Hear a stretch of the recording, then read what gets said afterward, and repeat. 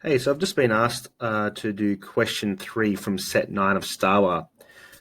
This is a classic cathode ray tube question. It usually involves an electron being accelerated across a pair of plates, but in this case, we're looking at the deflection of that electron. So I'll just read it out. We've got a cathode ray tube, contains parallel plates that are 30 millimeters long, rather than, it's not telling you how far apart they are, it's just telling you how long they are. And it has an electric field strength between them of 2.5 times 10 to the 4 newtons per coulomb.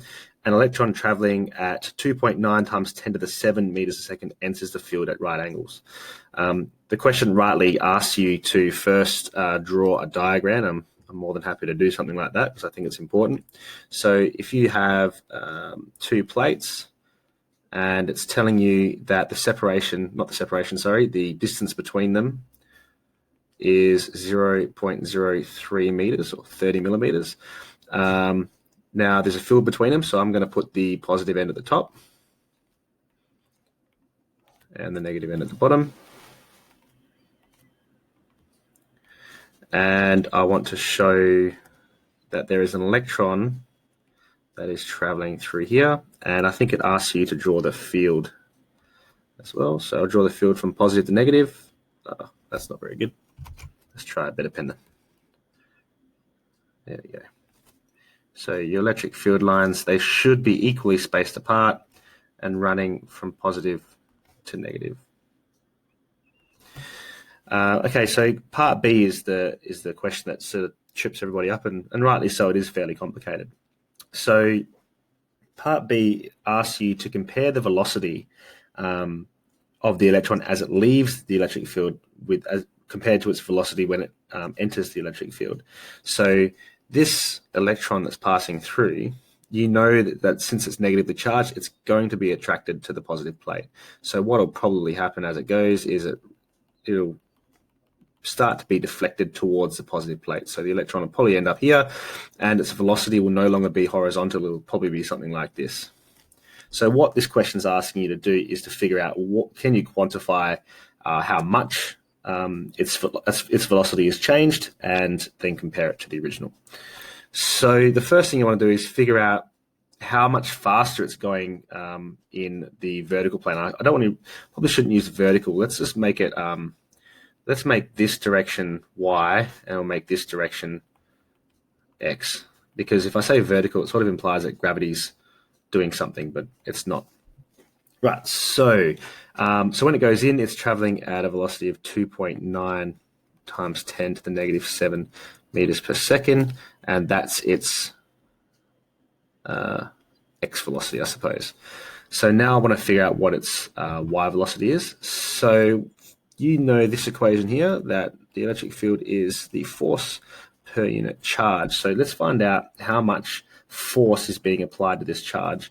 And that can be said with just using F is equal to the electric field times the strength of the charge. Now, the reason I'm bringing that up is because we know the electric field and we know the charge of the electron. And we also know that F is equal to ma. So if we know that F equals ma, then I can say that the acceleration is going to be equal to EQ, it's a terrible Q, sorry, over m. And we know that acceleration is v take u on t. Now, in this case, because it's traveling horizontally as it goes through these plates, or it's only traveling in the x direction, that means there is no y velocity. So I can actually just cross that out, and it's just EQ on m is equal to v over t. Now, with that in mind, I can now say that the v in the y direction is going to be EQT over m. And what I'll end up with is, we've still got another step to go, haven't we? So the electric field is going to be your 2.9, oops, no, it's not, what am I doing? So the electric field, where is it? 2.5 times 10 to the 4 times the charge on the electron, which is 1.6 times 10 to the negative 19. Now, we don't know how long it's going to be spending in this plate, but we can use that the distance traveled is equal to the velocity over time. And when I say distance, I mean the distance in the x direction is equal to the x velocity times time. So the time that it spends in there is actually going to be the distance it travels horizontally, or sorry, in the x domain divided by the velocity that's traveling. And we do know those two things. So we can get that to be 0.03 divided by 2.9 times 10 to the power of 7. It's a terrible 10. And then all of that divided by the mass of the electron.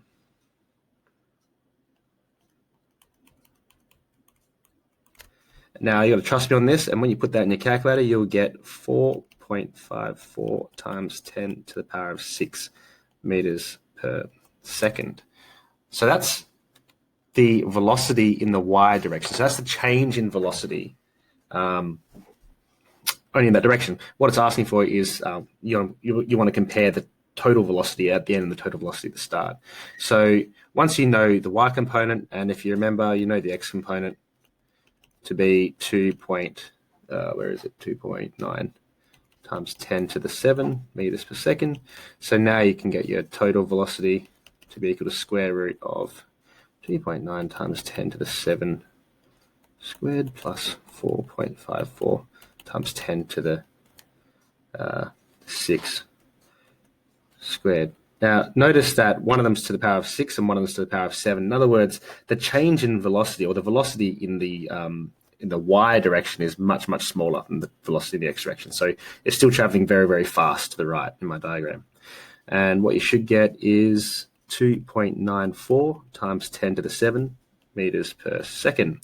So that's the magnitude of the final velocity as it leaves the plate. And the next thing, because it even asks you, it's what is the direction? So the direction that's traveling is going to be the inverse tan of 4.54 times 10 to the 6 over 2.9 times 10 to the 7. And what you should get is 8.90 degrees to the horizontal. Or in my case, it's 8.9 degrees up from the horizontal. So going back to my diagram, that angle there is 8.9 degrees. Okay, so that's probably a good enough comparison for me. I think that's all they're really after in the answer key.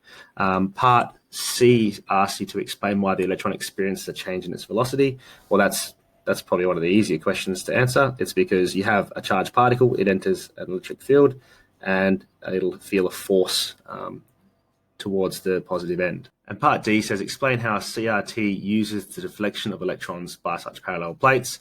It's not so relevant these days, but effectively CRT televisions and your cathode ray oscilloscopes, all those sorts of things, they work by having sort of so if you have a TV screen that looks like this, and then they sort of fire an electron, and the electron then gets sort of deflected up or deflected down, depending on what sort of image you want to make. And then that is impact on a screen. And then that screen is sort of like a phosphorescent sort of thing. So it actually it goes bright. I mean, it's super old technology. So this part of it's probably not going to be in the curriculum, but the change in direction of charged particles is probably something important. So the next part of the question is it's just its own independent question. It says the CRT accelerates an electron from rest through a potential. So it gives you potential of I keep putting my V looking like velocity. So the potential of 1.8 times 10 to the power of 3 volts. And this is a situation where you've got a distance between the plates given as 0.03 meters. So if it's an electron that's moving between them, so this is probably the positive end, and this is your negative end. And so what you're having a gain in kinetic energy. So your gain in kinetic energy is equal to the work done on the charge, which is going to be the charge itself multiplied by its potential difference. I should probably go back to red, which is going to be equal to 1.6 times 10 to the power of negative 19 times 1.8 times 10 to the 3 volts, and on your calculator it should come up with 2.88 times 10 to the negative 16 joules.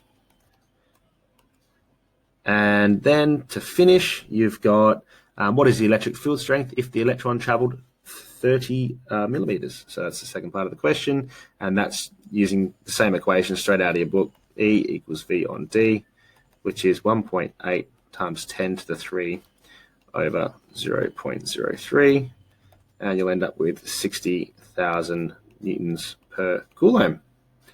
Easy. I hope that helped.